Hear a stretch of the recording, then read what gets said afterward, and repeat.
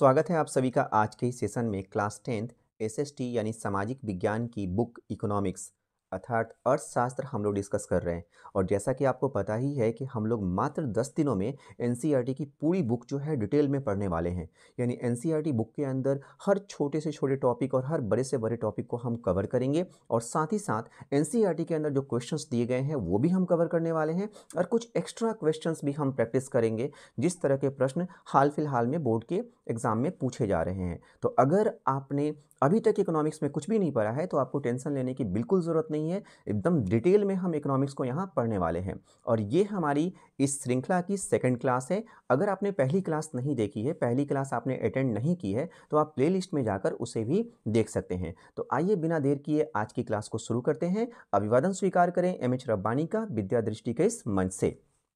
आज का हमारा जो सबसे पहला टॉपिक है वो है बीएमआई यानी बॉडी मास इंडेक्स।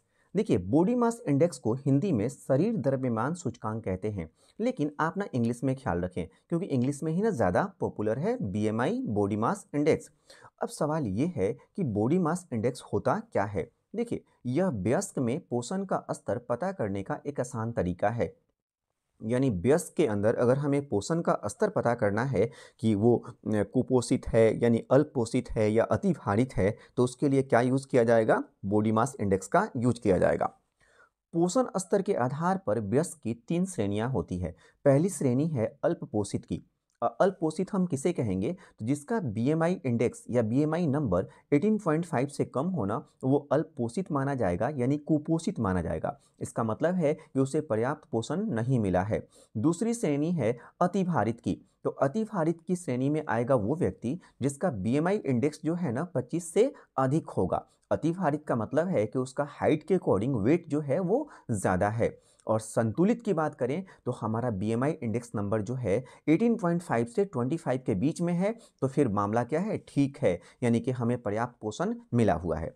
अब सवाल है कि ये जो बॉडी मास इंडेक्स है ना, इसमें किन किन चीज़ों को शामिल किया जाता है। तो बॉडी मास इंडेक्स जो है ना 2 चीज़ों के बेस पर बनाया जाता है। एक हमारे बॉडी का वेट यानी भार और इसको हम लेंगे किलोग्राम में, और दूसरा हमारी बॉडी की लंबाई अर्थात हाइट और इसे लिया जाता है मीटर में। अब एक बात आपको ख्याल रखना पड़ेगा कि ये जो मापदंड है ना बॉडी मास इंडेक्स का, ये बढ़ते बच्चों पर लागू नहीं होता है और व्यक्ति की आर्थिक पृष्ठभूमि और पोषण के स्तर में संबंध होता है। कैसे होता है? देखिए, आप सामान्यतः अपने आसपास खुद ही देख लीजिएगा कि जो आर्थिक रूप से पिछड़े परिवार के बच्चे होते हैं ना, वो कुपोषण का शिकार ज़्यादा होते हैं। अगर उनका बीएमआई देखा जाए तो 18.5 से कम होने के चांसेस ज़्यादा होंगे, यानी कि आर्थिक पृष्ठभूमि का पोषण के स्तर से संबंध है। अगर आर्थिक रूप से पिछड़ा परिवार है तो संभावना है कि उस परिवार का बच्चा जो होगा वो कुपोषित होगा। एनसीईआरटी अभ्यास प्रश्न देखते हैं। ये आपके बुक का प्रश्न नंबर है 13 यानी 13। नीचे दी गई तालिका में भारत में अल्प पोषित वयस्कों का अनुपात दिखाया गया है। वर्ष 2005-6 में देश के विभिन्न राज्यों के एक सर्वेक्षण पर यह आधारित है। तालिका का अध्ययन करके निम्नलिखित प्रश्नों का उत्तर दीजिए। तो पहले हम क्या करते हैं, हम यहाँ पे तालिका का अध्ययन कर लेते हैं। देखिए, ये तालिका किसके बारे में है? तो अल्प पोषित वयस्कों के बारे में है, यानी कुपोषित वयस्कों के बारे में है। तो यहाँ पे हमारे पास 3 राज्य हैं, केरल है, कर्नाटक है और मध्य प्रदेश है। सबसे पहले डेटा देखते हैं हम पुरुषों का। देखिए, केरल में कुपोषित जो वयस्क है ना वो है 22%, कर्नाटक में 34% और मध्य प्रदेश में 42%। आप इजीली बता सकते हो कि सबसे ज़्यादा कुपोषित वयस्क कहाँ पे हैं, तो वो है मध्य प्रदेश में, और सबसे कम कहाँ पे है? केरल में। और महिलाओं की अगर हम बात करें तो देखिए यहाँ पे भी सेम ट्रेंड चल रहा है।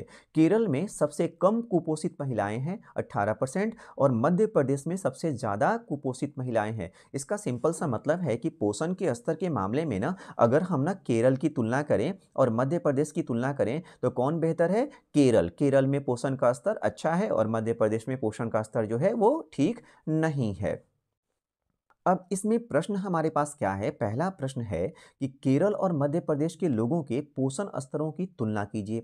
यानी केरल और मध्य प्रदेश के लोगों के पोषण के स्तर की हमें तुलना करनी है। तो देखिए, ये केरल है और केरल में पुरुषों का कुपोषण का स्तर क्या है? 22%। इसका मतलब है कि ज़्यादातर लोग जो है यहाँ पे क्या है? अच्छे हैं। और मध्य प्रदेश में कुपोषण कितना है? 42। और महिलाओं में भी देख लीजिए, केरल जो है 18% और मध्य प्रदेश कितना 38%। इस डेटा को देखकर साफ समझ में आ रहा है कि केरल में पोषण का स्तर ठीक है और मध्य प्रदेश में क्या है, खराब है। तो हम अपने उत्तर में क्या लिख सकते हैं कि मध्य प्रदेश की तुलना में केरल में स्त्री और पुरुष दोनों का पोषण का जो स्तर है ना वो काफी उच्च है। अगला सवाल जो है हमारा, क्या आप अंदाज लगा सकते हैं कि देश के लगभग एक तिहाई लोग यानी कि 40% अल्प पोषित क्यों है? हालांकि यह तर्क दिया जाता है कि देश में पर्याप्त अनाज है। अपने शब्दों में क्या कीजिए, विवरण दीजिए। तो देखिए यहाँ पे हमें ये बताना है कि देश के जो एक तिहाई लोग हैं ना, ऑलमोस्ट 40% लोग जो हैं वो अल्पोषित हैं। और अक्सर कहा जाता है कि हमारे यहाँ पे पर्याप्त अनाज है, हम अनाज के मामले में आत्मनिर्भर हैं। तो फिर ये समस्या क्यों आ रही है? तो देखिए, देश में पर्याप्त अनाज है परंतु फिर भी देश के 40% लोग जो है ना वो अल्प पोषित हैं। और इसके मुख्य कारण इस प्रकार हैं। पहला कारण क्या है? देश के बहुत से लोग अभी भी गरीबी रेखा से नीचे हैं और इसलिए वे पौष्टिक आहार नहीं ले सकते हैं। सिंपली कहा जाए तो वो पौष्टिक आहार नहीं खरीद पाते हैं। देश में अभी भी शिक्षा और स्वास्थ्य सुविधाएं जो है ना उनकी कमी है। इसलिए अभी भी बहुत से लोग अशिक्षित और रोगी बनकर जीते हैं। ऐसी परिस्थितियों में वे पौष्टिक आहार से वंचित रह जाते हैं। इसके अलावा देश के बहुत से राज्यों में, जैसे हम बिहार की बात कर लें, मध्य प्रदेश की बात कर लें, तो यहाँ पे जन वितरण प्रणाली जो है ना, जिसको हम सिंपली कहते हैं पीडीएस यानी कि पब्लिक डिस्ट्रीब्यूशन सिस्टम। तो पब्लिक डिस्ट्रीब्यूशन सिस्टम जो है ना ठीक ढंग से काम नहीं कर रहा है। आपको पीडीएस समझ में नहीं आ रहा है तो आप सिंपली समझिए, राशन की दुकानों से जो सरकार की तरफ से हमें कम कीमतों पे अनाज उपलब्ध कराया जाता है ना, उसे ही हम कहते हैं पीडीएस या जन वितरण प्रणाली।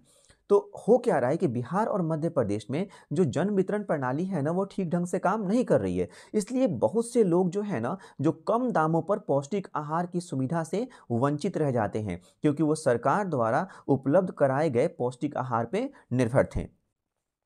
अब आइए एक और इम्पॉर्टेंट टॉपिक हम समझते हैं, धारणीय विकास। कि धारणीय विकास क्या होता है? देखिए, धारणीय विकास की बात करें तो ये विकास की एक ऐसी रणनीति है जिसमें प्राकृतिक संसाधनों का इस प्रकार प्रयोग किया जाता है कि हम अपनी वर्तमान ज़रूरतों को पूरा कर लें और साथ ही साथ जो हमारी भविष्य की पीढ़ियां हैं यानी हमारे जो आने वाले बच्चे होंगे उनके लिए भी संसाधन बचा रहे। तो विकास की इसी रणनीति को हम क्या कहेंगे? धारणीय विकास कहेंगे। ख्याल रहे, विकास की इस प्रक्रिया में पर्यावरण को भी ना काफी कम नुकसान पहुंचता है। इस रणनीति से विकास करने से होता क्या है कि जो विकास की प्रक्रिया है ना वो लगातार चलती रहती है, कभी रुकती नहीं है। और इसीलिए धारणीय विकास को हम सतत विकास या फिर हम संपोषणीय विकास भी कह दिया करते हैं। अब धारणीय विकास से जुड़ा हुआ ना एनसीईआरटी में दो प्रश्न दिया गया है। एक है प्रश्न नंबर 9। प्रश्न क्या है? धारणीयता का विषय विकास के लिए क्यों महत्वपूर्ण है? और दूसरा प्रश्न नंबर है 10। इसमें है कि धरती के पास सब लोगों को आवश्यकता को पूरा करने के लिए पर्याप्त संसाधन है, लेकिन एक भी व्यक्ति के लालच को पूरा करने के लिए पर्याप्त संसाधन नहीं है। यह कथन विकास की चर्चा में कैसे प्रासंगिक है, चर्चा कीजिए।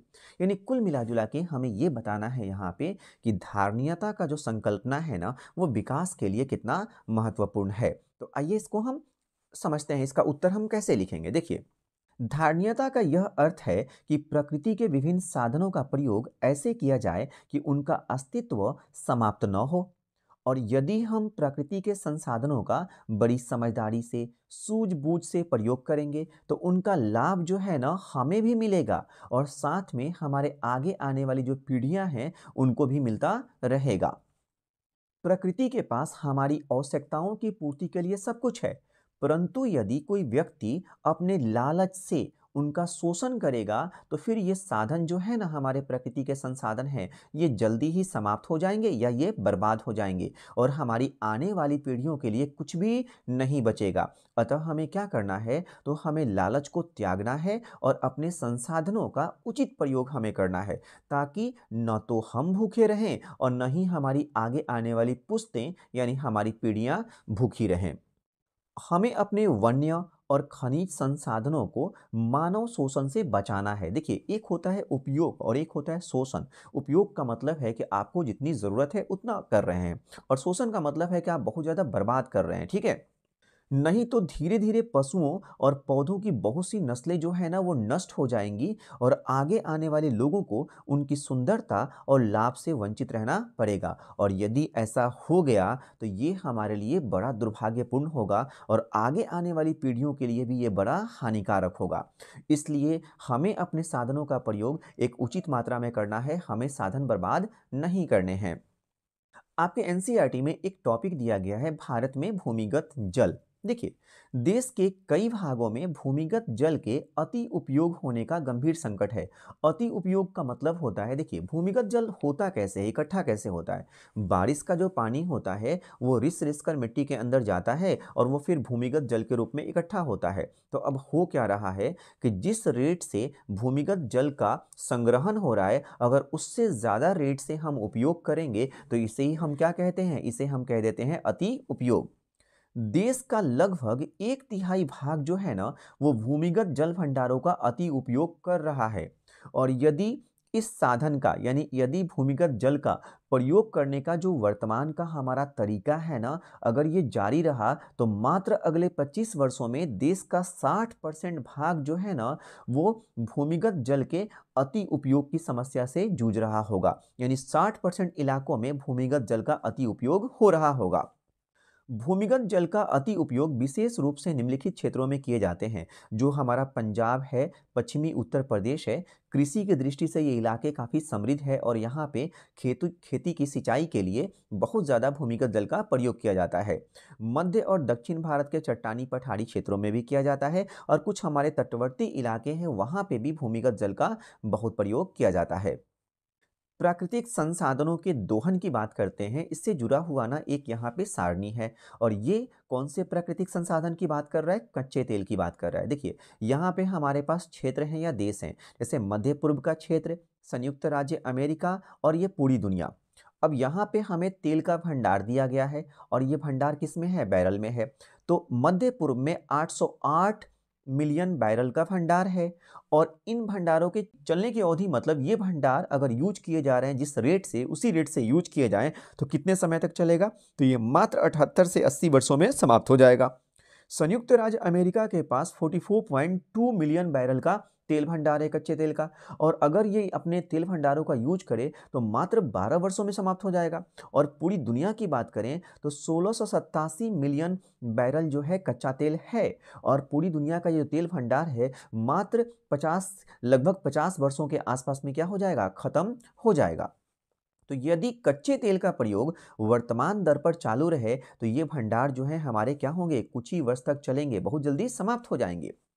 अब ये जो डेटा हमने देखा था ना वहाँ पे पूरी विश्व का भी डेटा दिया गया है, लेकिन अलग-अलग देशों की अलग-अलग स्थितियाँ हैं। अब अलग-अलग देशों की अलग-अलग स्थिति है, इसका मतलब ये है कि अलग-अलग देशों में तेल का भंडार जो है ना वो अलग-अलग मात्रा में है। बहुत सारे देश हैं जिनके पास पर्याप्त तेल का भंडार है, खास करके गल्फ कंट्री की बात कर लें, Saudi Arabia, Yemen, Oman, Kuwait, इन सब देशों में काफ़ी क्या है, तेल भंडार है। वहीं भारत की बात करें तो हमारे पास तेल भंडार पर्याप्त नहीं है। लेकिन जितना भी तेल भंडार है ना वो अगर लगातार यूज हो तो मात्र 50 वर्षों के आसपास में ये क्या हो जाएगा, समाप्त हो जाएगा। भारत तेल के आयात पर निर्भर है क्योंकि हमारे पास तेल के पर्याप्त भंडार नहीं है। आयात आपको समझ में आता है ना, आयात का मतलब होता है जब हम विदेशों से कोई सामान खरीदते हैं ना तो उसे हम आयात कहते हैं और जब हम विदेशों को सामान बेचते हैं तो उसे हम निर्यात कहते हैं। तो आपने क्या जाना कि भारत जो है वो तेल के आयात पर निर्भर है और हमारे पास क्या है, तेल के पर्याप्त भंडार नहीं है। अगर तेल की कीमतें बढ़ जाती हैं तो इससे होता ये है कि हमारे देश के अंदर हर वस्तु की कीमत बढ़ जाती है और महंगाई आ जाती है। संयुक्त राज्य अमेरिका की बात करें कच्चे तेल के मामले में तो संयुक्त राज्य अमेरिका जैसे कुछ देश जो है ना ये तानाशाह की तरह बिहेव करते हैं। इनके पास तेल का भंडार तो काफ़ी कम है, लेकिन वे क्या करते हैं, तेल भंडार को ना सैन्य ताकत का प्रयोग करके या अपनी आर्थिक शक्ति का प्रयोग करके वो प्राप्त करना चाहते हैं। और ऐसा कई बार हस्तक्षेप जो है अमेरिका ने दुनिया के बहुत सारे तेल उत्पादक देशों के अंदर किया हुआ है। अब इससे जुड़ा हुआ ना एक प्रश्न है हमारे पास। ये प्रश्न जो है प्रैक्टिस प्रश्न है, आपके एनसीईआरटी के ही बुक में टेबल्स में दिए गए हैं। क्या किसी देश को विकास प्रक्रिया के लिए कच्चा तेल अनिवार्य है? तो बिल्कुल अनिवार्य है। आप खुद सोचिए, अगर कच्चा तेल नहीं होगा तो कोई भी उत्पादन हो ही नहीं सकता, क्योंकि अगर आपको उत्पादन करना है तो आपको क्या करना है, कच्चा माल मंगाना है, सामान मंगाना है, उसके लिए गाड़ी घोड़ा का यूज होगा, उसमें तेल लगेगा। सामान अगर बन गया तो उनको ले जाके बाज़ारों में पहुँचाना है, उसके लिए भी ट्रांसपोर्टेशन का यूज होगा, उसमें तेल का यूज होगा। बहुत सारी मशीनें जो होंगी वो तेल से चलती हैं। इसका मतलब है कि कच्चे तेल के बिना हम विकास की प्रक्रिया के बारे में सोच भी नहीं सकते हैं। दूसरा प्रश्न है, भारत को कच्चे तेल का आयात करना पड़ता है। बिल्कुल फैक्ट है, हम आयात करते हैं। उपरोक्त स्थिति को देखते हुए आप भारत के लिए आने वाले समय में किन समस्याओं का पूर्वानुमान करते हैं? तो देखिए, कच्चे तेल का हम आयात कर रहे हैं। अब जिन देशों से आयात कर रहे हैं, अगर उनसे हमारे संबंध खराब हो गए और उन्होंने हमें तेल की आपूर्ति करनी बंद कर दी, तो हमारे यहाँ क्या हो जाएगा, तेल संकट आ जाएगा। और तेल का अभाव होगा तो कीमतें बढ़ जाएगी, फिर इसकी वजह से सभी वस्तु और सेवाओं की कीमतें बढ़ सकती है। अब हम एनसीईआरटी के अभ्यास प्रश्न को देखते हैं। देखिए, एनसीईआरटी का अभ्यास प्रश्न हमारे पास क्या है? ये प्रश्न संख्या है 11 आपके बुक के हिसाब से। अब प्रश्न है, क्या यह कहना सही होगा कि पर्यावरण का अवक्रमण, अब ये जो शब्द है ना, बड़ा भारी भरकम शब्द एनसीईआरटी इस्तेमाल करता है। अवक्रमण का सिंपल सा मतलब होता है प्रदूषण या पर्यावरण का निम्नीकरण। तो पर्यावरण का अवक्रमण केवल राष्ट्रीय मुद्दा नहीं है। बिल्कुल सही बात है। जो पर्यावरण का अवक्रमण है ना, वो केवल राष्ट्रीय मुद्दा नहीं है, बल्कि वो क्या है, अंतर्राष्ट्रीय मुद्दा है। अब इस बात को हमें उदाहरण के माध्यम से क्या करना है, समझाना है। इसी से रिलेटेड एक और क्वेश्चन हम यहाँ पे ले सकते हैं कि पर्यावरण के अवक्रमण के कुछ ऐसे उदाहरणों की सूची बनाइए जो आप अपने आसपास देखते हैं। यानी पर्यावरण निम्नीकरण को लेकर आप अपने आसपास कुछ भी देखते हो तो उसका आपको यहाँ पे क्या करना है, एग्जाम्पल देना है। तो आइए उत्तर देखते हैं इसका क्या होगा। जब मनुष्य अपने लालच के कारण संसाधनों का दुरुपयोग करता है या आवश्यकता से अधिक उनका प्रयोग करता है, तो फिर क्या होगा, पर्यावरण दूषित हो जाएगा और इसे ही हम कहते हैं अवक्रमण। यानी पर्यावरण के दूषित होने को हम कह रहे हैं अवक्रमण। ये जो इतना भारी भरकम सा शब्द इस्तेमाल किया गया है ना, अवक्रमण, इसका सिंपल सा मतलब क्या होता है, पर्यावरण का दूषित होना। देखिए, वनों के निरंतर काटे जाने से, यानी पेड़ पौधों को हम काट रहे हैं, कारखानों से उठने वाले धुएं, विषैले द्रव्य पदार्थों के निरंतर निकलते रहने से, निरंतर का मतलब होता है लगातार निकलते रहने से पर्यावरण जो है ना, वो लगातार क्या हो रहा है, दूषित होता रहता है। इसके साथ साथ जब एक देश परमाणु प्रयोग करता है तो उनका प्रभाव भी एक देश तक सीमित नहीं रहता, बल्कि आसपास के देशों पर भी उसका गहरा प्रभाव पड़ता है और उनका पर्यावरण भी क्या हो जाता है, दूषित हो जाता है। ठीक है। अब एक इसमें एंगल था ना कि पर्यावरण के अवक्रमण के उदाहरण जो हमारे आसपास हों वो बताइए। तो एक एग्जांपल मैं यहाँ पे मीठे पानी का लेता हूँ। देखिए, मीठे पानी की मात्रा जो है ना, विश्व भर में बहुत कम है। यदि एक देश अधिक सिंचाई द्वारा कुओं और नलकूपों से उनका अंधाधुंध प्रयोग करेगा, किसका, मीठे पानी का अंधाधुंध प्रयोग करेगा, तो फिर होगा क्या, केवल उसी देश को ही नहीं बल्कि आसपास के देशों का भी पानी का जो स्तर है ना, वो नीचे चला जाएगा। और वैज्ञानिक जो है ना, ये निरंतर यानी कि लगातार चेतावनी देते जा रहे हैं कि विश्व में यदि कोई अगला संकट की संभावना है तो वो मीठे पानी के संकट की संभावना है, यानी पीने वाले पानी के संकट की संभावना है। तो हम निष्कर्ष में क्या कह सकते हैं कि इस प्रकार ये कहना बिल्कुल सत्य है कि पर्यावरण का जो अवक्रमण है ना, यानी पर्यावरण जो प्रदूषण की समस्या है ना, वो केवल एक राष्ट्रीय मुद्दा नहीं है, बल्कि यह एक अंतर्राष्ट्रीय मुद्दा है। एक देश की मूर्खता विश्व भर को संकट में डाल सकती है। परमाणु बम चलाने की बात हो, वृक्षों के अंधाधुंध काटने की बात हो, कारखानों से निकलने वाले धुएं या मीठे पानी के अत्यधिक प्रयोग के लिए यदि एक देश दोषी होगा तो उसका भुगतान सभी देशों को करना पड़ेगा। आपने एक कहावत सुनी है ना, अक्सर बच्चे कहते रहते हैं कि हम तो मरेंगे सनम, तुमको भी ले डूबेंगे। इसका मतलब है कि एक देश जो है वो खुद तो बर्बाद होगा होगा, साथ में अपने आसपास के देशों को भी बर्बाद करेगा। एनसीईआरटी अभ्यास प्रश्न ही हम ले रहे हैं। प्रश्न संख्या है 8 और प्रश्न क्या है, भारत के लोगों द्वारा ऊर्जा के किन स्रोतों का प्रयोग किया जाता है, ज्ञात कीजिए। और दूसरा एंगल है, अब से 50 वर्ष के बाद क्या संभावना हो सकती है शक्ति को लेकर। तो देखिए, भारत के लोगों द्वारा ऊर्जा के निम्नलिखित स्रोतों का प्रयोग किया जाता है। या कभी अगर आपसे ये सवाल पूछ देना कि शक्ति के विभिन्न स्रोत बताइए या शक्ति के विभिन्न साधन बताइए, तो भी आप यहाँ से जवाब दे सकते हैं। कोयला और पेट्रोलियम शक्ति जो है ना, वो खनिज स्रोत हैं और इनकी आपूर्ति नहीं की जा सकती है, क्योंकि ये क्या होते हैं, गैर नवीकरणीय होते हैं। ये शक्ति के पारंपरिक स्रोत भी हैं। इसका मतलब है कि इनका इस्तेमाल जो है सारी दुनिया में विस्तृत रूप से हो रहा है। जल की बात करें, जो पानी की चालक शक्ति होती है, यानी पानी की जो गति होती है ना, उससे हम विद्युत शक्ति पैदा कर सकते हैं, विद्युत ऊर्जा पैदा कर सकते हैं और इस उद्देश्य के लिए नदियों पर बांध बनाया जाता है। परमाणु ऊर्जा भी एक साधन है हमारे पास, यूरेनियम परमाणु के नाभिक से ये प्राप्त किया जाता है। सूर्य की बात कर लें, तो वैसे तो पृथ्वी पर समस्त ऊर्जा का एकमात्र स्रोत जो है, वो क्या है? सूर्य है। लेकिन आजकल क्या हो रहा है? सौर सेल द्वारा सौर ऊर्जा को सीधे विद्युत शक्ति में बदला जा रहा है। इसी तरह हम पवन चक्की की भी बात कर सकते हैं। पवन चक्कियों द्वारा पवन की चालक शक्ति मतलब पवन की गति का इस्तेमाल उन प्रदेशों में किया जाता है जहां लगभग सारा साल पवन जो है ना लगातार चलती रहती है। हम अगर तटीय इलाकों की बात करें, तो तटीय इलाकों में ज्वार भाटा के कारण समुद्र के पानी में ना उतार चढ़ाव आता है और उतार चढ़ाव से पैदा होने वाली शक्ति से ऊर्जा प्राप्त किया जाता है। ज्वालामुखी वाले जो क्षेत्र है ना, वहाँ पे भूतापीय ऊर्जा का प्रयोग किया जाता है और भूतापीय ऊर्जा प्रयोग करने में संयुक्त राज्य अमेरिका, इटली ऐसे देश जो है ना, इसका खूब लाभ उठा रहे हैं।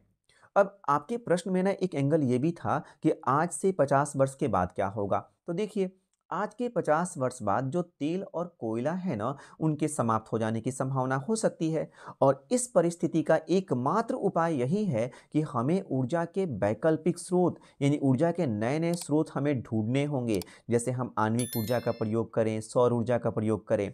किंतु यहाँ पे दिक्कत ये है कि इन नए स्रोतों को व्यावसायिक रूप से, यानी बड़े स्तर पर लाभप्रद बनाने में काफ़ी समय लगेगा और तब तक खनिज तेल, जिसे हम तरल सोना कहते हैं, वो क्या होगा? तरल सोना ही रहेगा, सोने से भी कहीं अधिक कीमती ये रहेगा। और अगर हम अपने देश के लिहाज से बात करें, तो हम अपने देश में तेल के और भंडारों का हमें क्या करना होगा? पता लगाना होगा। तो अब इस क्लास के ना हम लास्ट में आ चुके हैं। आज की क्लास जो है हम ख़त्म करेंगे। 1-2 टॉपिक और है, उसको कवर करते हैं और आज की क्लास को, यानी कि इस चैप्टर को हम बाइंड अप करते हैं। तो देखिए, कुछ महत्वपूर्ण शब्द है। पहला शब्द है जीवन प्रत्याशा। तो जीवन प्रत्याशा का सिंपल सा मतलब होता है कि जन्म के समय औसत आयु, यानी जब एक बच्चा पैदा होता है तो औसतन कितने साल तक जीने की संभावना है, इसे ही हम कहते हैं जीवन प्रत्याशा। क्रय शक्ति समता क्या होता है? तो देखिए, सभी देशों में जो प्रति व्यक्ति आय होती है ना, उसकी गणना डॉलर में की जाती है ताकि उसकी तुलना की जा सके। इसके अलावा हम इसमें ये कह सकते हैं, ऐसा इसलिए भी किया जाता है कि 1 डॉलर किसी भी देश में समान मात्रा में वस्तु और सेवा को खरीद सके। यानी हम हर देश की करेंसी को डॉलर में कन्वर्ट कर देते हैं। इससे ना हमें दुनिया के विभिन्न देशों में 1 डॉलर से कितनी वस्तु और सेवाएं खरीदी जा सकती है, इसका पता लगता है और इसे ही हम कहते हैं क्रय शक्ति समता। आज की क्लास को हम ख़त्म करते हैं एक कोट्स के साथ में, और ये कोट जो है आपके एनसीईआरटी के बुक में दिया गया है और काफ़ी शानदार कोट है ये, कि हमने विश्व को अपने पूर्वजों से उत्तराधिकार में प्राप्त नहीं किया है। यानी ये जो दुनिया है ना, हमें ये अपने बाप दादाओं से, यानी हमें अपने पूर्वजों से यह उत्तराधिकार के रूप में नहीं मिली है, बल्कि हमने इसे अपने बच्चों से उधार लिया है। यानी ये दुनिया हमने अपने बच्चों से कर्ज में लिया हुआ है। ये स्टेटमेंट इस ओर इंडिकेट कर रहा है कि आप ये ना समझें कि इस दुनिया के जितने भी संसाधन हैं, ये आपको उत्तराधिकार में मिला है और इसका हक, इस पर हक केवल आपका है, बल्कि संसाधनों का उपयोग करते समय आप इस बात का ध्यान रखें कि आपको अपनी भविष्य की पीढ़ियों के लिए भी संसाधन बचा कर रखने हैं, अपने आने वाले बच्चों के लिए संसाधन बचा कर रखना है, क्योंकि ये दुनिया आपने अपने बच्चों से उधार में पाई है। तो ये जो चैप्टर था विकास, हमने 2 क्लासेज में इसको कवर कर लिया है, ठीक है? अगर इससे रिलेटेड कोई डाउट्स वगैरह है तो आप ज़रूर कमेंट में लीव करें। प्रयास करेंगे कि हम अगली वीडियो में आपके डाउट्स का जवाब दें और फिर हम मिलेंगे अगले क्लास में, और अगली क्लास में यानी कि तीसरी क्लास होगी हमारी इकोनॉमिक्स की, और उसमें हम चैप्टर नंबर 2 शुरू करेंगे। तो मिलते हैं नेक्स्ट सेशन में, तब तक के लिए आप पढ़ते रहें, व्यस्त रहें और मस्त रहें।